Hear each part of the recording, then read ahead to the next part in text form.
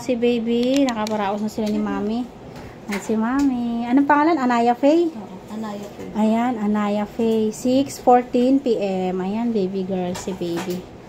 Nakaraos na sila si mami. Yan, si mami. Okay ka na? Walang mga nararamdaman? Magsasabi kung may mga sign na nararamdaman, ma'am, ha? Like, nahihilo, nasusuka, masakit batok, sikmura, parang nagli-labor pa rin yung sakit ng balakang puson, magsasabi ka, ha? Nalalabo paningin, ganyan, no? Ayan, ibigay na yung mga initial vaccine para kay baby mo, ha? Hepa B, vitamin K, and then yung sa eye ointment sa mata, okay? Ayan. So, mag-stay kayo dito ni baby within 24 hours, no? And then, bago kayo umuwi, for observation pa, no? Kasi, hindi porket nakaraos na kayo ni baby, okay na. And then, follow-up check-up after 7 days, okay? May problema man o wala, babalik after 7 days, ha, mami? Huwag mo nang magkikilos-kilos sa bahay pag nakauwi. Yan, oh.